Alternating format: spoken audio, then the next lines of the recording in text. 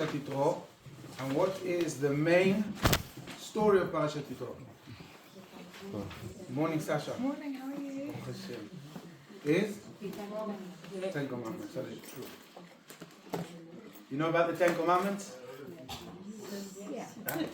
What do we know about the Ten Commandments? What tells you what to do and how to behave. So you see, the Ten Commandments, if there's the way we see it is like this. If there's a God that created this world, which we know there is, obviously we want to know what does he want from us and what does he want from this world.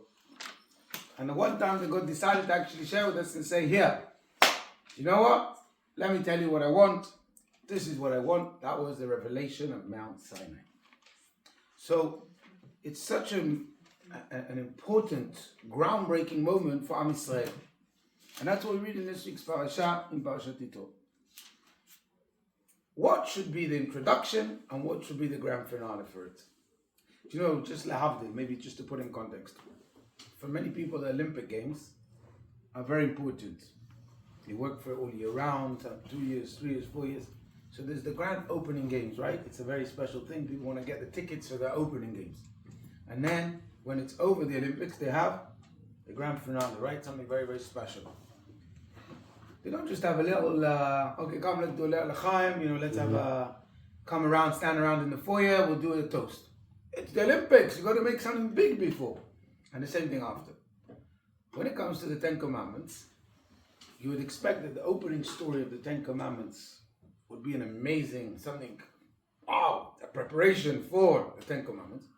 And then the finishing of the Ten Commandments, once it's over, it should seal the entire grand event with another bombastic message or concept. Do you agree or not? So therefore, we need to now read the parasha and see what is the opening to the Ten Commandments and what is the closing of the Ten Commandments. How does the Torah introduce the Ten Commandments? Meaning before, what does it tell us? When it finishes, what does it tell us? But I know you all know about the Ten Commandments, so the shiur today is not about the Ten Commandments.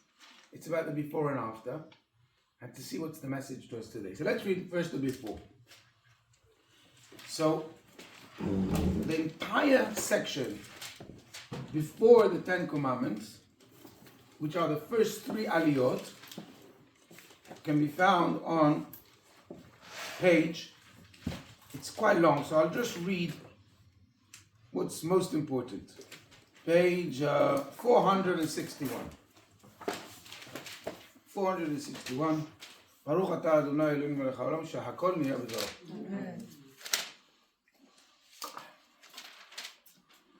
It says, the Torah tells us that Yitro, who is Yitro?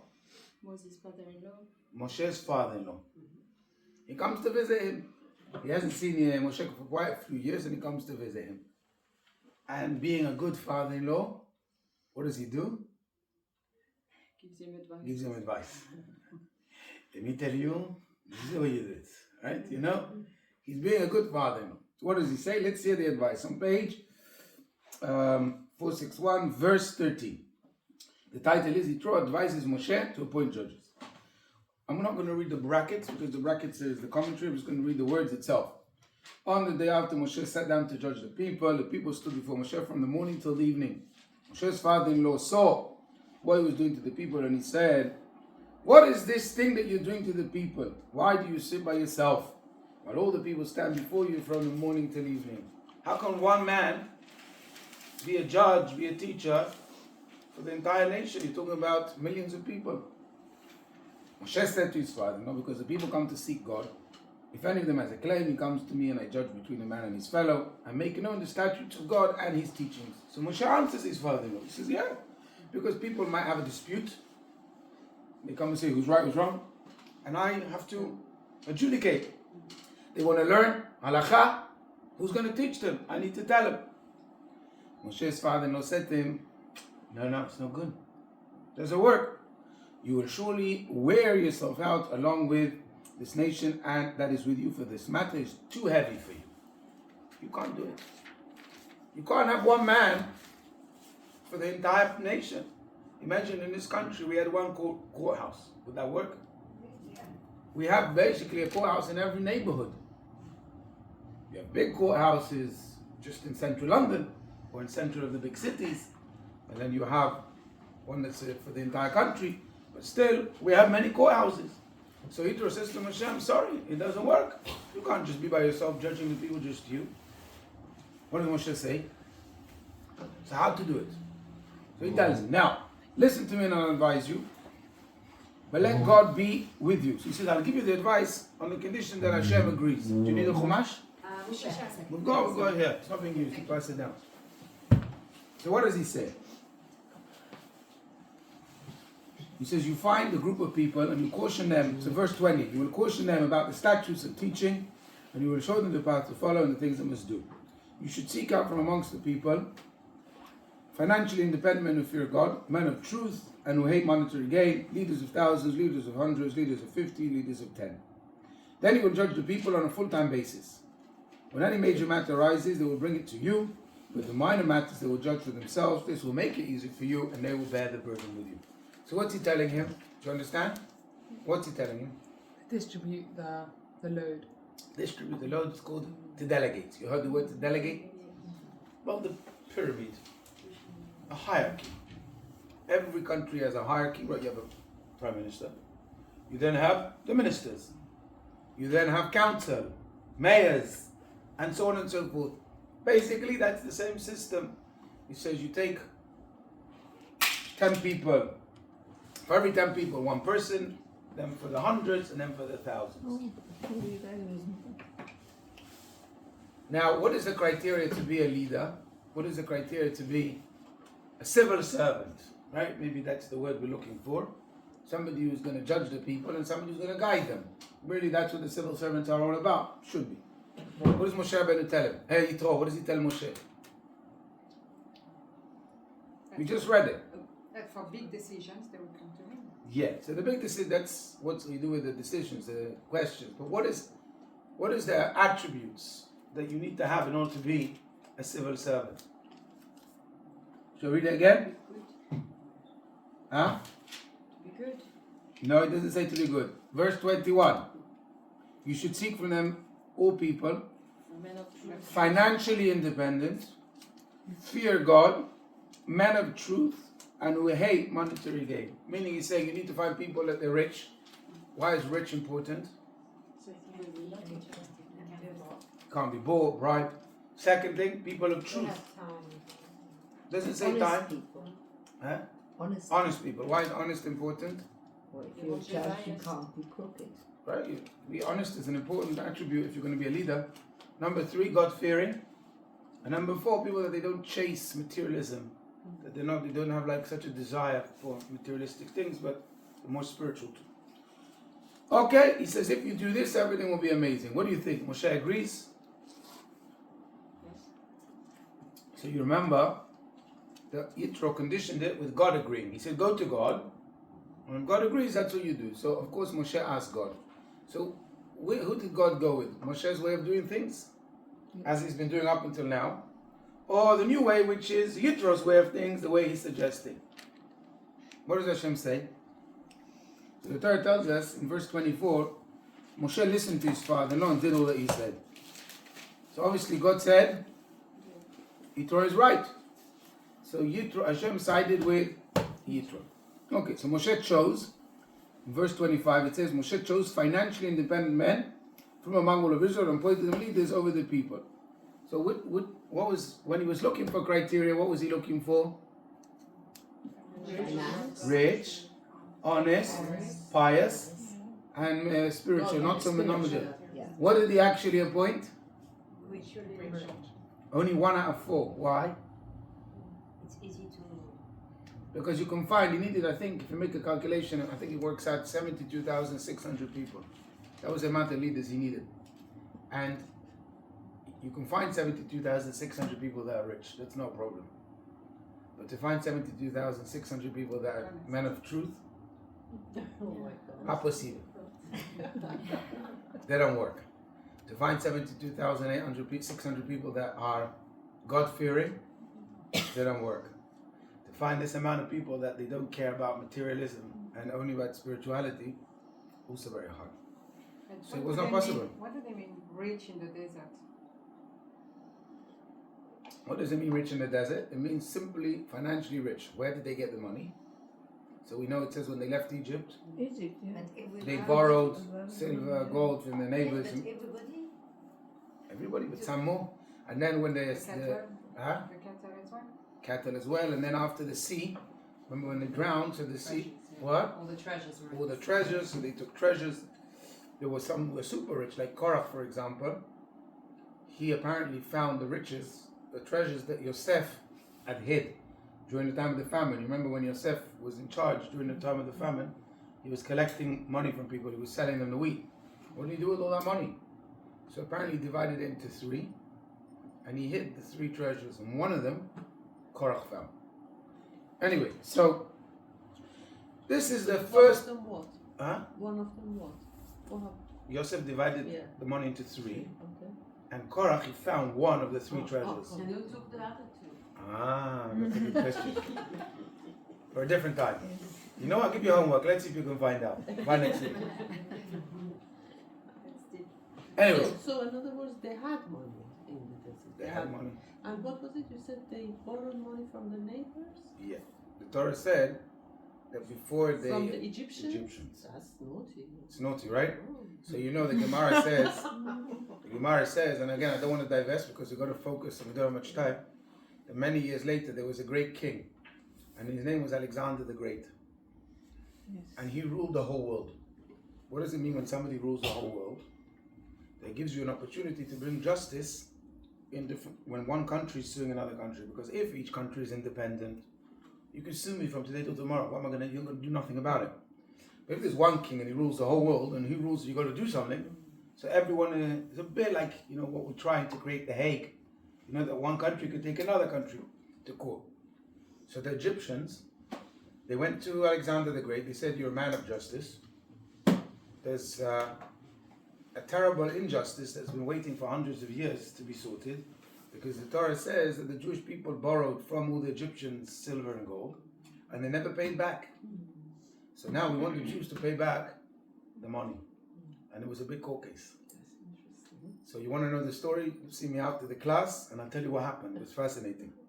Anyway, so going back, don't worry. Alexander ruled that it was okay, so it's fine. Okay. So I'm gonna, as I said, no diversions. Trying as much as we can. So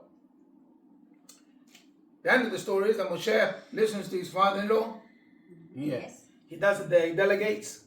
Yes. Yeah. We have a system, and this goes on for many years. This is, and ever since then, that's the way it was. Where was this later on in Israel? There was a system called the Sanhedrin. You know about the Sanhedrin? So they were like the men of the Great Assembly, and there was small Bedin, big Bedin, and Knesset Gdolah. So always worked for thousands of years. This is the opening story to the Ten Commandments.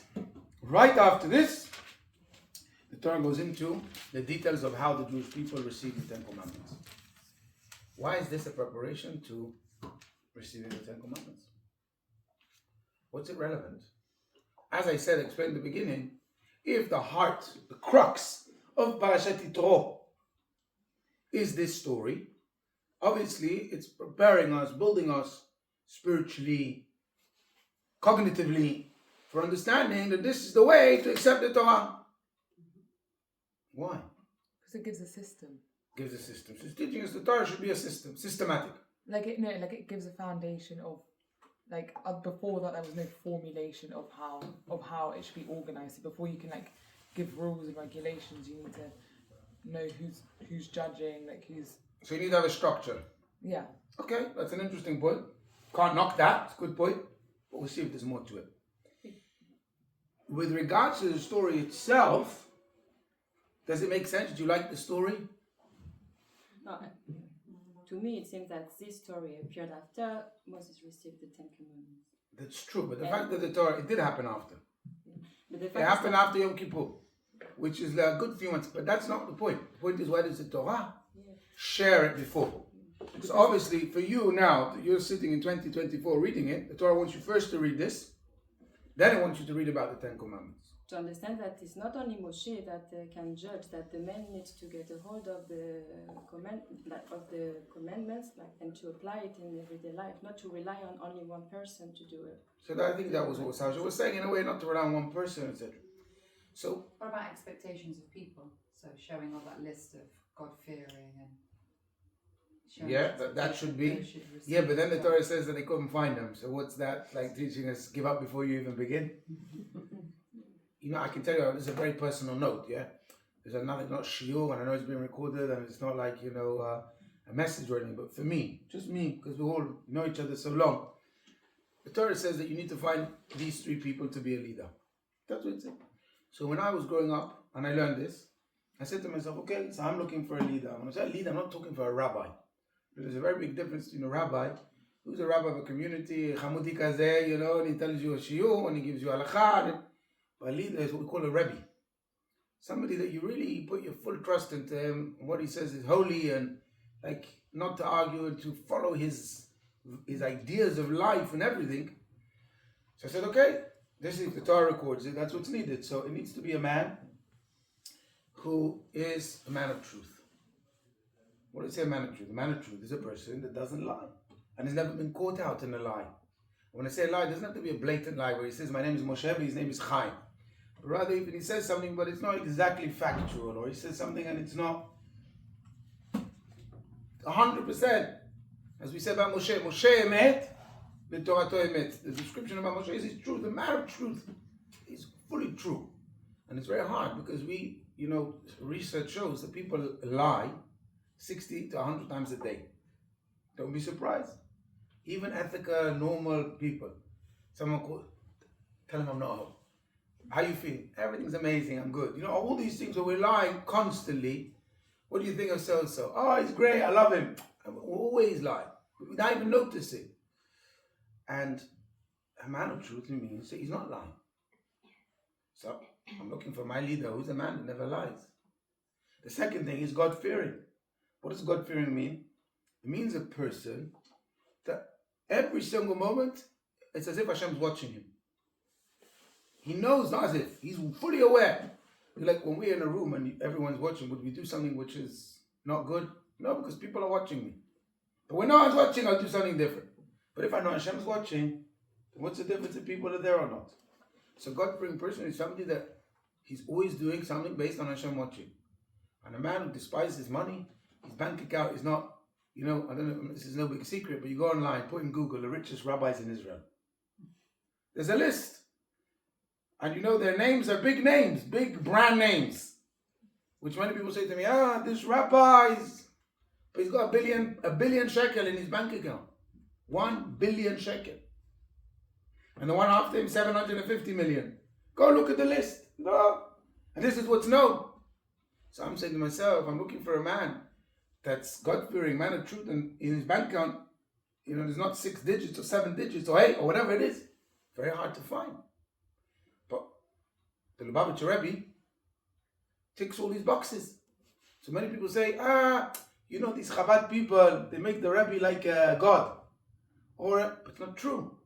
Not at all. I'm looking for somebody that has this. That's why we're starting a course tonight, actually. It's called Advice for Life from the Rebbe. Why from the Rebbe? Because somebody that has, these credentials, I want to take his advice. And now these things are not, you could say, he's biased, he's Chabad. Of course he's going to say this about the Rebbe. But these are factual things. These things you could go check, yes or no. Do you understand? I'm sharing with you something very personal. I'm not wanting you to walk away. Say, the rabbi said that only the Rebbe. So for me, I'm just sure because of this, if this wasn't the Parashat, I wouldn't bring it up. But this was a very side note. Anyway, going back to what we're saying. So this story of Moshe and his father-in-law, what other stories? Any other questions? Or you're happy with the story? Apart from the fact that we need to understand what is it relevant to us and why is it the opening to the Ten Commandments, you suggested some nice ideas. Well, the story itself, does it make sense? Is there any questions? It's amazing that he wasn't Jewish. He was working idol shapes before. Yeah, by the time it stopped and he was converting. But the story, any questions, anything that bothers you about the story? In those times, they didn't have like judges. They didn't really have that system anywhere in the world. Correct. So it was revolutionary, actually. okay. Right? Maybe, I'm not sure. I don't know if in Egypt they didn't have other countries, but let's say Moshe needs Yitro to give him this advice. Yes. No. Yes, because You're a leader. You don't understand by yourself. But he doesn't realize that he needs it. He doesn't realize. Does that make sense? You think if Moshe was some dumb person, I get it. But Moshe is the cleverest man, cleverest, but one of the top leaders Hampstead ever had. He knew the whole Torah. He knew everything. He spoke to God. He doesn't understand a simple thing that any CEO of a company understands, that you need to have a hierarchy. Delegation. Was it The head of Barclays thinks he can do everything by himself. Maybe he didn't find a good person. But when Yitro says do it, what does he say? Okay, let's do it. So was it undermining from Yitro? Was it undermining? Was it? I don't know. I'm saying when Yitro says ask God, what does God say? And God agrees. God agrees. So what's wrong over here? If it was so obvious that that's what's needed, why does Moshe say to him, okay, let's ask God? You know what? The Torah doesn't tell us the nuances, but you can extrapolate. Obviously, Moshe and Yitro had a discussion about it. Because, And Yitro says, this is the right way. Moshe says, no, the way I'm doing is the right way. She says, you know what? Let's ask God. because They ask God. God says, no, Yitro's right. So what Moshe doesn't understand, and he's so stuck in his way, or he so believes what he's doing, he says, let's ask God. If it was so obvious, what do we need to even ask God? Do I need to ask God to eat breakfast this morning? There's no in the Torah that says eat breakfast, but it's obvious. If I don't eat, I die. what's obvious for everybody is not really obvious for you. For yourself. I understand. So it was obvious for Yitro, but not obvious to Moshe. But was it He was ego, power man. He wanted all the power. No, so The was Torah it tells out of us, Vaish Moshe anav meod. But Yitro was the father-in-law, so was it out of respect to his father-in-law that he said? Oh, so what is it out of respect? So really what you're saying Well, is like just this. not to Moshe really didn't believe in it. But because it's his father-in-law, so now he's going to ruin it for the whole of Am Yisrael, just to respect his father-in-law, he's going to make a decision which is affecting millions of people for respect of your father-in-law. Moshe, we know he was a true leader. Why did Hashem choose Moshe? You know why he chose him? Because he listened to the people. Medrash says that Moshe was a shepherd. And one day one of the little animals, it was a kid, a goat, he ran away. So Moshe chased him, and he continued running. Moshe chased him and was getting annoyed because it's hard to run after an animal. Running. Eventually we reached the river and he was drinking. And Moshe caught up with him. So you would expect him to whip him. I don't know, you made me, give me a run for my money, as they say. But Moshe said to him, you're thirsty. I'm so sorry, I didn't realize. He had rachamim. And he said, poor thing, all you wanted is to drink. Drink. When he finished drinking, Moshe said, you poor thing, you've run so much, you'd have no time, you have no koach to walk back. He put him on his shoulders and he took him back. Hashem said, wow, he has such care, compassion to the little kid. This is the man I want him to be the leader of my people. So this is a man who cares about a little animal. You think he didn't care about 2 million people just because of kavod of his father? Doesn't make sense. Maybe he didn't want to take the initiative. But why not? It's a simple No, he's a initiative. leader. If it was the other way around, when Moshe says, we're going to make a delegation, I'm sharing. And somebody says, no, Moshe, you need to do by yourself. And he agrees, I can understand. Because it's like an ego, I don't want to take it over myself. You force me, okay, I'll do it. But the other way around, why would they not want to do it? He was listening to Hashem. Hashem told him to go govern the people. He was doing that. He wasn't thinking of a diversion. They don't want to question Hashem's way. But I understand Hashem told him to lead the people. But when we go to the ballots and we vote for a prime minister, we're voting for him? No. We vote prime minister, right? We are voting for him. We say, we want you to lead. Did anybody ever in the right mind think that by the fact that I'm voting for the prime minister, it means I want him and nobody else?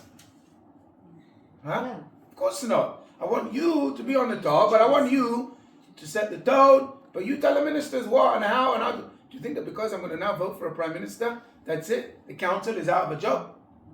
Or the guy who's runs Kilburn High Court doesn't have to do their job anymore? Of course not. So what was Moshe thinking? And by the way, after Yitro tells him his thing, he says, so that means that Moshe had a different system. He believed that him judging everyone is the right way. Why doesn't he stay to Moshe, to Yitro?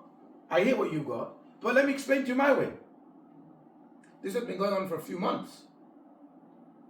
Why doesn't he tell him, okay, but let me tell you what I think? He doesn't. He just says, you know what?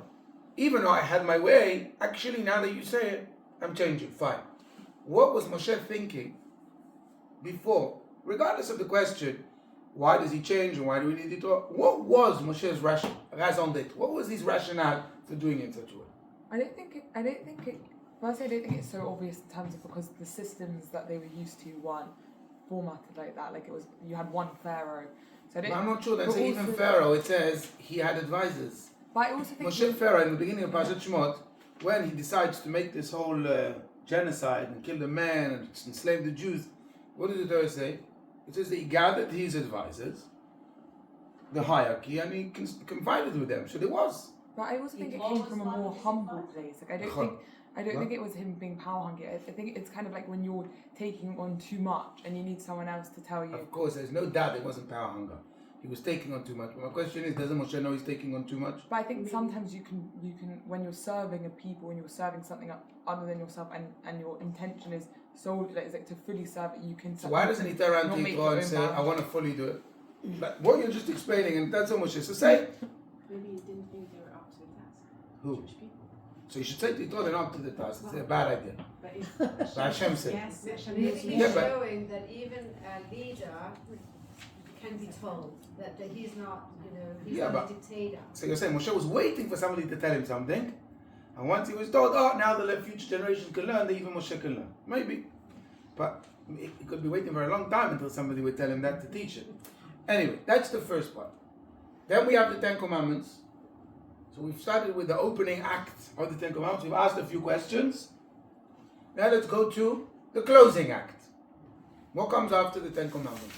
After Hashem's given the Ten Commandments. Do you understand the Ten Commandments are like big? Right? It's too much for the people. So What? It's too much for the people. Yeah, It seems so they I'm are- not going into the Ten Commandments. No, I'm saying that you're talking about detail. But Okay. the Ten Commandments, is like the big thing about Israel. We always talk about the Ten Commandments. Shalom. The altar, is the stone altar. Huh? The story about the stone altar, to build the stone altar. And not The altar. The end, the culmination, the finishing of Parashat Yitro is a mitzvah. The last verse of Parashat Yitro. So we say, well, the closing. I want you to walk away after you've seen all this big miracle of Hashem Himself revealing, and as Emily said, they were so scared that they said, we can't handle this, let Moshe speak. Is that what you're referring to? Yeah. So how do you finish off? What's the last commandment? What's the last mitzvah? The last verse in Parashat Yitro? You remember? No. Okay, that's why we learn. It says, when you build, we will go to verse 22. So it talks about building an altar. You know what is an altar? Huh? Mizbeach.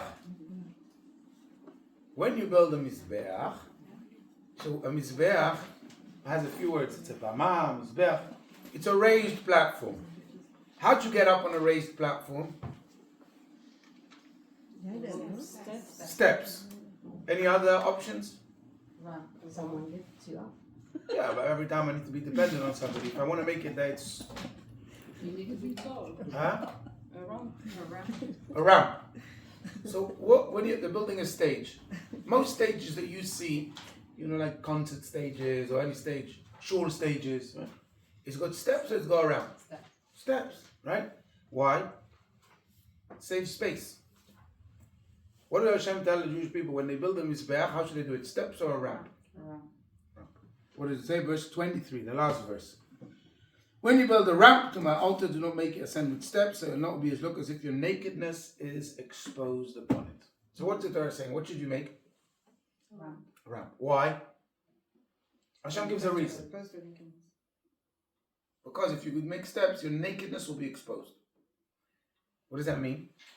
Yirut haguf. How? Why you see a ramp more than the steps? When you lift one leg up. So remember, the Kohanim, what clothes did they wear? They wore like a robe. When you're walking on a thing, on the steps, on a ramp, which one do you take bigger bigger steps? Which one's a bigger gap between your feet? Steps. To go up a step, you need to make a big. When you go up a ramp, you can take small steps. So your exposure is bigger with steps. So Hashem says, make a ramp. So far, so good. Do you understand the commandment? Yes. Does this sound to you like a hula baloo of a commandment? We're going to close Parashat Yitro with this commandment. Wow. You know, I would think Yom Kippur is not one of the 10 commandments. Would it be fitting to finish off Parashat Yitro with Yom Kippur? Huh? I would say, yeah. Or you think of a commandment which you find very inspiring, very strong, very personal, very, not personal, your country, something that's relating to all people. How many people go on a ramp? Something metaphorical. Good. Because it has to be. You're on the right path. But therefore, we need to understand, first of all, the actual commandment. What does exactly it mean? And B, why is this the end of Parashat Yitro? And C, every commandment in the parasha is relating to me or no? To you? Is it relevant to 2024? Yeah. How many times we explain this in Israel? We always repeat. Every mitzvah has the body and the soul. Sometimes the body and the soul are relevant. Sometimes only the soul. Because the body is not relevant. We don't have a Beit HaMikdash. But the message of the mitzvah is always the Torah is a guide. It cannot be that there's a verse here. Today we have a temple? No. Today we build altars? No. Some person say, these verses, skip it out. You know, like when the kids, they do, have you ever seen school books? So certain school books, they're old. So the teacher at the beginning here, they'll say to you, okay, from here till here is not relevant. These sections we don't learn. You ever seen that? You know what I'm talking about? Yeah. So maybe we should have a big hacham. You should go through all the books, the parts of the Torah, and say, okay, all of this from here to here, not relevant, we don't have. When you read, we show in the Parashat, people will be happy, they go to the Kiddush quicker. We read less on the... Of course not, yeah. When you walk up a ramp, you take more steps than if more steps than when you walk up steps. Correct. So therefore, it's also meaning that when you walk up towards the altar, you're thinking more of your connection towards Hashem and your closeness towards more time. Gives you more time. Yeah. Okay? So our suggestion from Sarah is, Hashem is saying to do a ramp because pace yourself, take it slow. So when you come up to Hashem, you're ready. Rather than it's a beautiful explanation. I like it. But he gives us the reason. It's the nakedness. How does it connect to that, right? Yeah. So we can help, I'll help her. Right? Because if you don't prepare, you go quickly, then you expose yourself, you come up like, unprepared, naked, kind of, naked can mean naked physically, with clothes. But naked can mean naked of information. Like naked means without. So you could come without the right spirit, without the right kavanah, without the right... So because you rushed into it, you're standing in front of God, you're coming empty. Coming naked. Yeah. So Sarah is saying, yeah, is that good? It's a beautiful way, okay? But what is this, the ending to Parashat Yitro? Why is this? So even if your explanation helps, but let's try to understand all this. So we have the map of the parasha in front of us. We started the first, middle, and end. Now we want to tie it all together. We want to see how it all is relevant to us today. And what does it mean? You with me? Yes. Okay. So let's go back to the beginning. You'll see that it's fascinating.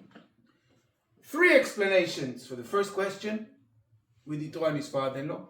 3 explanations for the second, for the end, and exactly the same. The same 3 at the beginning is the same 3 at the end, even though Moshe and his father-in-law about delegating seems to have any connection to going up a ramp versus stairs. No connection. But you will see that the message, the metaphorical idea at the beginning is the same metaphorical idea at the end.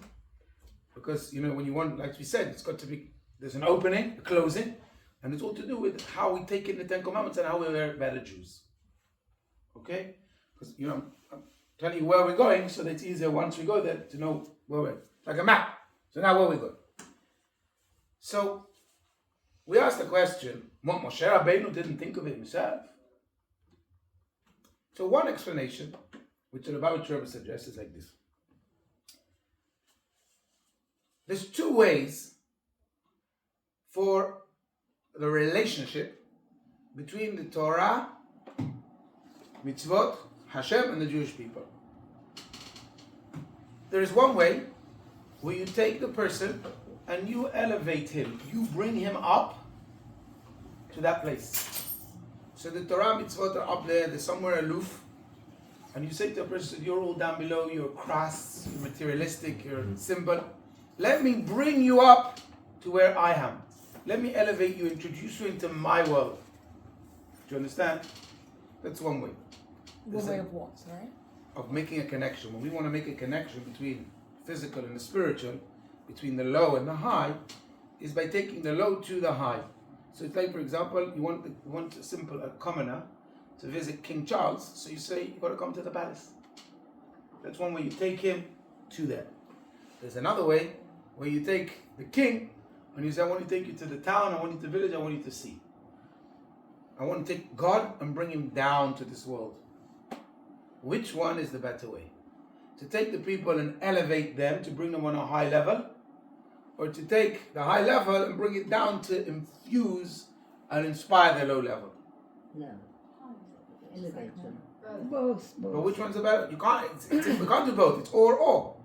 Either you make the connection by bringing something down, or taking this by bringing something up. Always bring up. Always bring up. You bring somebody up. Elevate. Huh? But isn't the idea of Hanukkah like that? Like on Shabbat, you're like that when you're lighting the candles. It's the first one, and then with Hanukkah, that you're bringing the spiritual down, and that's what people say is special about Hanukkah in comparison. Is that you are it's seen as like a different type of Yes, and there's it's that made point. and that's made to be something better than the first. In a weird way. There could be that. I seem to remember some connection to Hanukkah about it. But I'll tell you a quick story. Maybe you'll understand. In Chabad, Hasidim, not only Chabad, growing a beard is a very important thing for various reasons. It's very spiritual. According to Kabbalah, the Zohar talks a lot about it, that it brings bracha. You know, the Rebbe would always say many times, when do you imagine Avraham Avinu? Do you imagine him with a beard or without beard? When you imagine Moshe Rabbeinu, you imagine him with a beard or without beard? Wait. So if it was good enough for them, why shouldn't it be good enough for us? You know, you want to have the image of Moshe and Avraham and Aaron and Yeshua and all the greats. We should continue the tradition. But there's much more to it. Anyway, so Hasidim was very important. So many, many years ago, at the beginning, just after the 1955, 1956, I think it was, the Rebbe and Chabad was still something very, very small. And the Rebbe was really involved with the yeshiva, with 770, with all that was going on. And there was one of the students, he was a brilliant student, great mind, he knew that the whole Talmud of Bahar, but he didn't have a beard, he was clean shaven, because that was the time in America at the time, very hard to be traditional Jew. Even though they were religious Jew, they worked on Shabbat. That's how hard it was. And the Rebbe wanted this student to have a beard. So he went to the Rosh Yeshiva, and he told him, listen, I want you to explain to him and teach him why it's important to have a beard. But, one condition, you mustn't tell him that it comes from me. Okay? So the Rosh Yeshiva, the Dini, was trying to convince this guy to grow a beard. He didn't listen. He said, no, I can explain to you why halachically it's okay. And he didn't listen. And he was trying to convince him, nothing worked. One day, when the Rosh Yeshiva was trying to convince him and he was answering back, he said, look, you know what? If it's so important, like you said, that I grow a beard, then how comes the Rebbe doesn't tell me anything? The Rebbe sees me every single day. He hasn't said one word. So if it was really important, you know, if the Rebbe tells me I grow a beard, so he was biting his lips, you know, what's he going to say? The Rebbe sent him, but the Rebbe... So the next time he spoke to the Rebbe, he said, Rebbe, this is what he said. So Rebbe, please tell him, and that's it, and he'll grow it. So the Rebbe said, no. She said, why not? So the Rebbe said, because I want him to grow a beard, because he wants to grow a beard, not because I want him to grow a beard. Because then it's my beard, it's not his beard. It's my beard on his face. It needs to come from him. Do you understand? That, if the Rebbe would have told him, that's called taking the above, imposing it down below. And taking the below and bringing it above. It's the Rebbe saying to him, come next to me, be under my wing, be like me. Or there's the Rebbe's intention, one that you come down below, that the person who's down there, he decides on his own accord.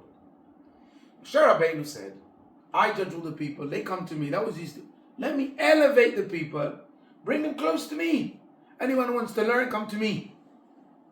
He was with the theory that a lot of people said there at the beginning. So as long as they're close to Moshe, they do the right thing. Because I'm their teacher, I'm their guide. So I want to bring them close to me. Yitro said to him, sorry, you got it wrong. It doesn't work that way. Moshe doesn't live forever. What's going to happen when Moshe passes away? What will happen when they go into Israel? They don't have a Moshe to stand next to. How are they going to be all inspired? It needs to be that it comes from them. You need to delegate. You need to take Moshe Rabbeinu's energy, pass it down. Do you understand? It needs to come from them. Like the Rebbe was saying, I don't want him to have the beard because of me. I want him to have it because of him. This is the problem with education. Exactly. Kids. We need to educate our kids. Many kids, when the teacher's around, they do the right thing. But if the teacher's left the room, are they still going to do the right thing? But isn't that coming from the top, the spiritual down? Yeah, of course. Something's got to inspire them. You can't. But the way is that the reason why you're doing it, not because you're close to Moshe, but because you've been inspired. You've taken what Moshe has and you brought it down. The people down below have changed. Do you understand? The spiritual has changed it down below. Rather than take the below and just put it near up there. So really, when you take the down below and you take it up, it hasn't changed. It's just the awe and when a person is in shul and it's Yom Kippur and he's doing the right thing, you've taken the person, you've taken him into the shul, you've taken him up. He's not eating, he's not maybe saying Lashon Hara. Big deal.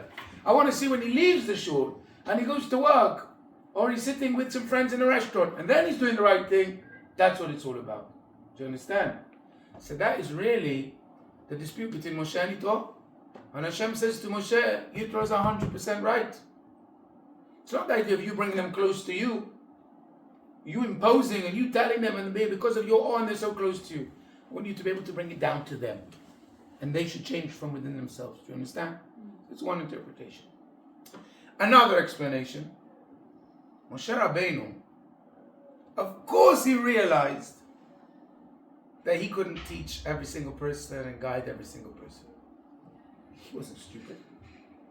But had Moshe Rabbeinu set a hierarchy from the word go, you know what would have happened?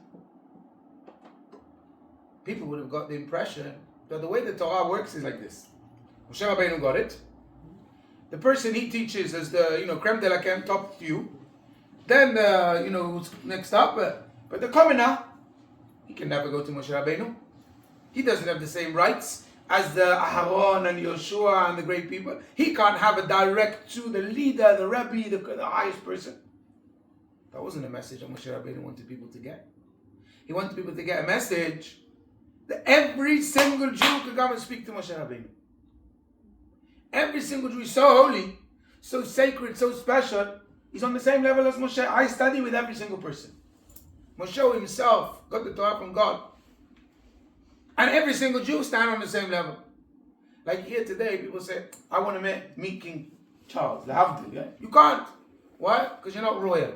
Why? Because you haven't been invited to a tea party. So what, I'm not as good as others? No, you're not as good as others. But imagine there would have been a time when every single person could go and meet. So the message has been made. Now, because of logistical reasons, okay, let's set up a hierarchy. Because of course Moshe Rabbeinu realized it's not sustainable. So after we do it, no problem. But at least there needs to be a period of time where we've made the statement. We've put the message that all Jews are equal. And that will be a message for eternity. Do you understand? So that's how when Yitro came to him and said, it doesn't work, he says, of course I know it doesn't work. But I first wanted people to understand and get this point. Anyone can study with Moshe. And I'm ready to give my entire energy, focus. I stand from morning to night for months. Once all the Jews have come and seen me and the message is in concrete, okay, now we set up a hierarchy like you want. I wasn't sure it's ready. Let's ask God, are we ready? Is the message done? Shem said, yeah, it's done. Go for it. Do you understand? So Yitro was like the trigger kind of thing sent by God to tell him, okay, enough with this system. You've passed the message. Now go on to a more practical one. Okay. Sent by God? Because they said it. Of course, everything happens Mina Shamayim was Chabad. Saying the fact that Yitro came there, and that's when he came, was Mina Shamayim. That's the second reason. Makes sense or not? Mm-hmm. So what have we learned? The first one we said the whole idea is to bring the Torah down. The second idea is that every Jew is as holy as Moses. Do you agree with me so far that these are very important messages before you get the Ten Commandments? What's the whole idea of the Ten Commandments? that we should take the Torah and infuse the world. It's not about you ascending and forgetting about the world. You know, in other religions, what's a holy person? Celibate, no family. No. Take the Torah, you make a family. They're a monk living in a mountain, running away from the world. I ascend. No. The whole idea of the Ten Commandments is to bring it down to the world. It's a very important message. You understand? The second thing is, many people may say, Moshe, the Dayanim, Yoshua, their job is to study, learn. The aristocrats. No. Who? Everybody. These are very important things. Okay, now you know. 10 Commandments. Let's see. Do you understand? And the third answer. What's the third answer? Tell you a story. I heard the story about the Baba Sali. Many stories, I'm just on the same message, but sharing with you one. You heard of the Baba Sali? Baba Sali, right? He was a very holy spiritual man. Yeah. By the way, going back to what I said, Baba Sali, was he a man of truth? Yeah, he was never caught saying something not true. Was he a man of Yirat Shamayim? 100%. Was he a man who didn't give two hoots about materialism? Yeah. So, very far and few people like that. So, somebody told me the Baba Sali is my Rebbe. Fine. Yeah? Anyway, so the Baba Sali, he was once invited to go to a shiur. And he had a driver. So they were rushing to the shiur, but the driver said to the Baba Sali, there's no petrol. So we need to go where the closest petrol station was like out of the way, 5 miles. So by they went, they filled, they go, they would lose 15 minutes. So the Baba Sali said, no, we're going, shiur is on time. So he said, there's no petrol.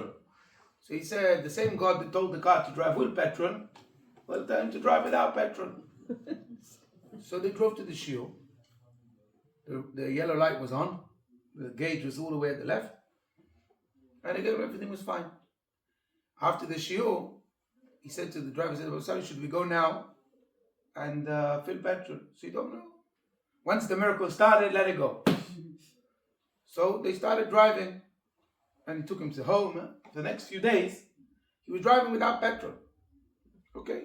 A miracle. Baba Sali can do miracles, no big deal. We have many stories like this, by the way. With Rabbi Hanina ben Dosa, with Chanukah, right? The last 8 days. Baba Sali is on the same level. So one day, a few days later, they were at a certain shiur. The driver put the Baba Sali, and he's waiting for an hour or two. She said to himself, I know that the car drives without petrol because the Baba Sali is at Tzaddik. But it bothers me to see the gauge all the way at the left with the orange light. I'm going to go fill up half a tank. Let the gauge be in the middle, let it drive without petrol. Right? Can't we have a little bit of also some certainty? So he went, he filled up. When he came back, the Baba Sali came into the car. He said, where have you been? He said, I just moved the gauge a bit, to be in the middle. Baba Sali told him, that's it. We've ruined the miracle. No more now you have to... no more driving without petrol, you have to fill it up. Why? What's the point of the story? In this life, there's no ways, you can't have both. Either you want to be a Jew who says, I connect to Hashem, and therefore I live above the rules of the world. We can have miracles, we can have brachot, we can have the most amazing, amazing stuff. Why? Because as the Torah tells us, Hashem told Abraham Avinu right at the beginning, remember when Abraham Avinu couldn't have a son, so Hashem says, go outside. What do you mean go outside? Remember, he says, Abeta Kochavim. He says, the stars and the energy of the stars is for the Goyim. I've created the world that works and runs according to nature. You go out, because for Jews, you can have a supernatural way of running the world. And you will have a child at the age of 100, because you're not limited. This is how the Baba Sali was. So he told the driver, look, there's 2 ways. Either you want to live miraculously, or you want to live naturally, or you can't have both. You can't have a little bit of this, a little bit of that. You want to go according to the laws of nature, so be it, fine. You've ruined the magic. Do you understand? Moshe Rabbeinu, he said like this. When 2 people have a dispute, normally it's over petty stuff. Would you agree? Yeah. So Moshe Rabbeinu said there's a way to solve it in a magical way, or there's a way to solve it natural.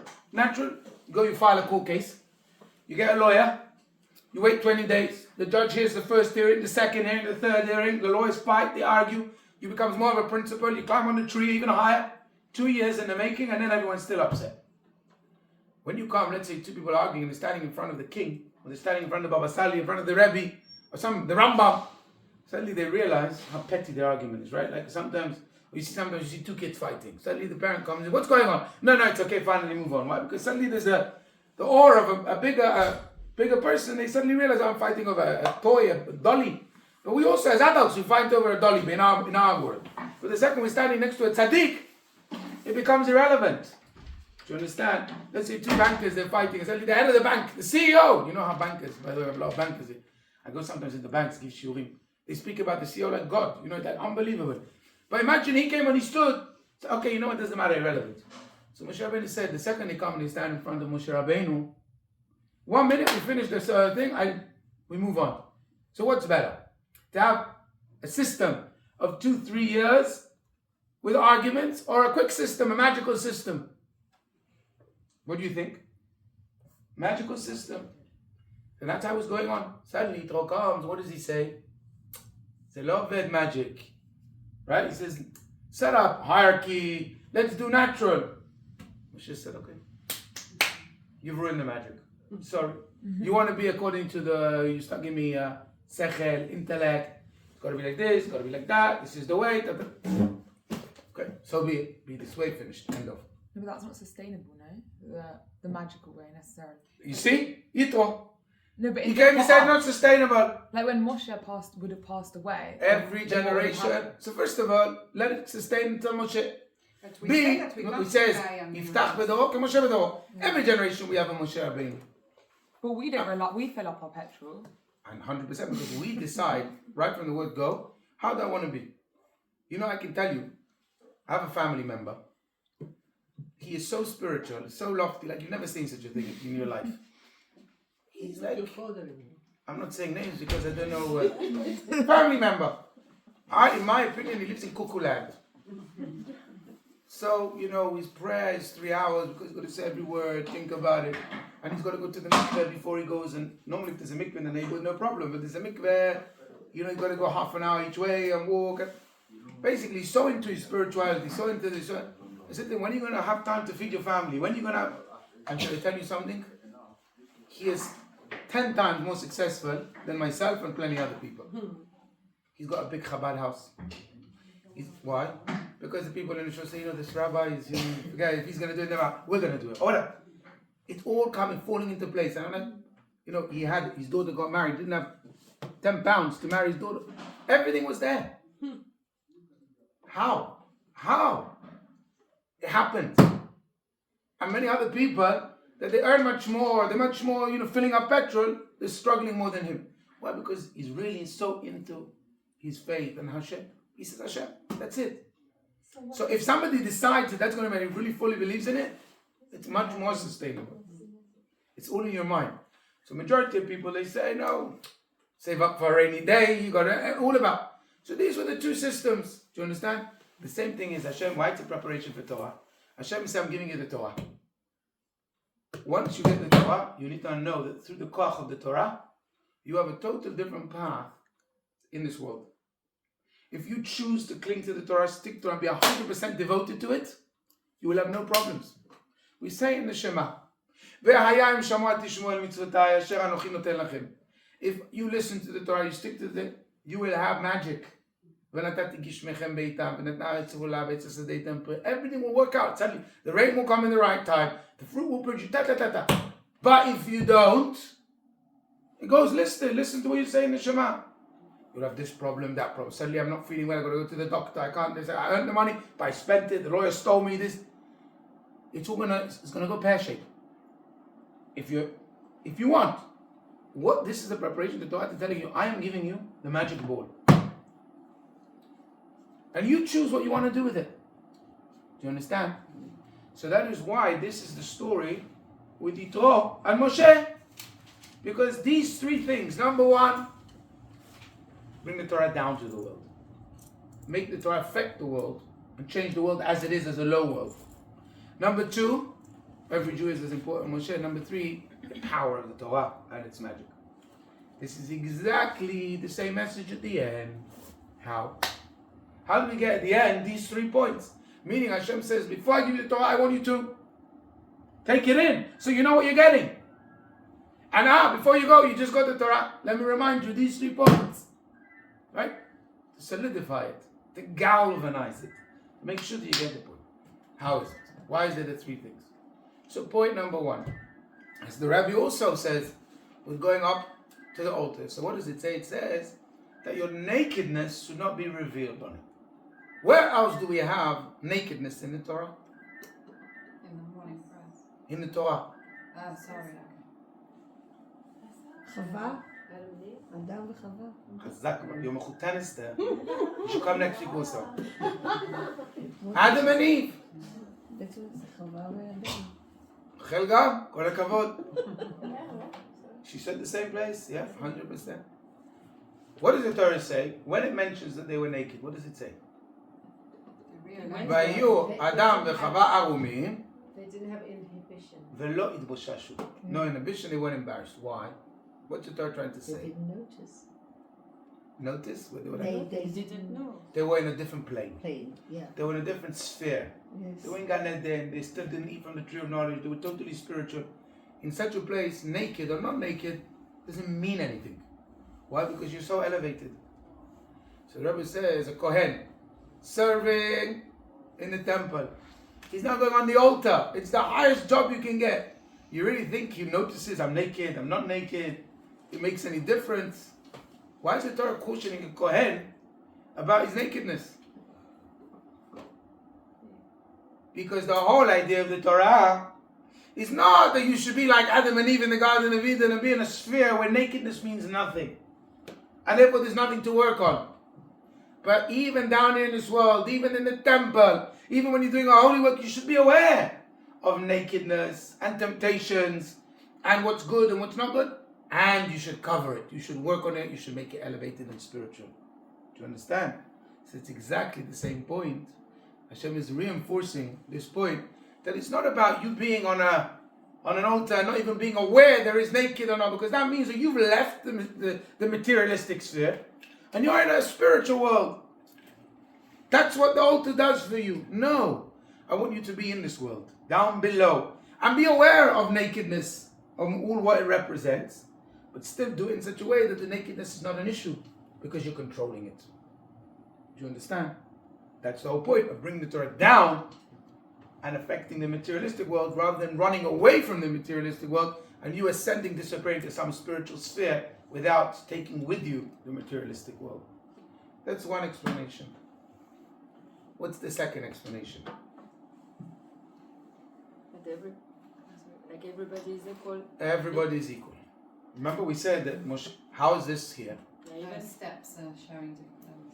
When it comes to a step or a ramp, who can go upstairs? Who can go up ramps? people can walk and people cannot. Can everyone go upstairs? No. Not so. Can toddlers go upstairs? No. Can old people go upstairs? No. Someone's got a broken hip, can you go upstairs? No. Can everyone go up a ramp? Yes. Yes. What is Hashem trying to say? He's saying when it comes to climb up and connect Hashem beyond the altar, serve, sacrifice. You think that because you are the man who can climb the ladder, representing the spiritual abilities, I can climb. I've got the cognitive abilities, I've got the right teacher. But somebody who's like a toddler, representing spiritually toddler, no? It could be a man who's 40, a woman who's 30, 50, doesn't matter. But you still have the same capacities to study like a toddler. You also, I want it to be accessible to everyone. Men, women, and children alike. Don't make me ladders. Make ramps. Every single person should know I can go up. If there was a ladder or steps, and some people say, I don't know how to do steps, so I can't do steps. Meaning, representing the idea, metaphorically, the Torah is not for me. Do you understand? But a ramp represents Equality. Everyone. everyone. So that's the second point that we mentioned, remember? With Moshe saying it's for everyone. And then what's the third point? The third point is that we need to, if you're living in a magical way, so it's a bit going in the dark, right? What is the difference? Why does the person say, it's not sustainable? I want to be in control. I want to know how much I have, how much I've earned, how much I'm going to spend. I've got this saving, this bond, that bond. You know, when a person, one of the rabbis, I think it was the Ger Rabbi, the Chiddush Yeremi, explained it like this. He said, two people who are blind had to climb up to get to the top. One person went on the ladder, one person went on the ramp. When the person is going on, who is more aware of how close he is to the top, how far he is from the bottom? The guy who goes on the ramp or the guy who goes on the ladder? Same. Same. Stairs, of course, the stairs. Ladder. Quantify Why? it. Quantify. You ask somebody, how many steps from here to the top? 20. Yalla. 1, 2, 3. I'm in the middle. I'm at the beginning. Nature. I know where I am. I know where I've been. I've got it under control. Is there any way to quantify a ramp? What do you say? Something? Tell me, I'm going up a ramp. How do I know? You're more in the dark. You're more. 3/4 up. Huh? You're at 3/4. Do you know? How do you know where you're 3/4? How do you know to measure? You don't. It's more, I'm climbing, I don't know where I am. I might be at the beginning, I might be in the middle, I might be in the end. It doesn't Shem matter say, where you are, as long as you're Don't go on the ladder, go on the ramp. Let go! You don't have to be in control. Be in the ramp. I don't know. I'm in the middle. Why? I'm not concerned because Hashem's in charge. Hashem's in control. So what's the difference where I am in the ramp? Whereas if you say, no, I need to be on the stairs, I need to be in control. I want to know where I'm holding. I want to know how before, middle, after. You want ladders? You want steps? Go for it. You know what? Then you're fully in control. I let go. You want to be on the ramp? You trust me? Everything will be perfect. Do you understand? So we have the exact same 3 messages before and the same 3 messages after for the Torah. Hashem said, I'm giving you the Torah. What is the preparation and what is the understanding? Walk away with the number 1. Help me. The whole purpose of the Torah is to bring it down and affect down below. Change the mundane as it is down here. Don't run away and be in a place that you may be doing the right thing or you may be amazing, but it's not you. If I'm in a mountain by myself, living in a tent and I do everything and I don't speak Lashon Hara because I don't have somebody to speak Lashon Hara, Ze Chokhmah? This is what it's about. No. Be with your friend, be down and don't speak Lashon Hara. That's what it's about. And the second thing is all Jews are equal. Don't leave it to Moshe. Don't leave it to the people that can climb stairs. Everyone has the same responsibility to do this job. And number 3, you want to be most successful, allow some spirituality, allow the magic, allow your faith and your emunah in Hashem, and that way you can achieve much more than anyone. Chazak. Amen.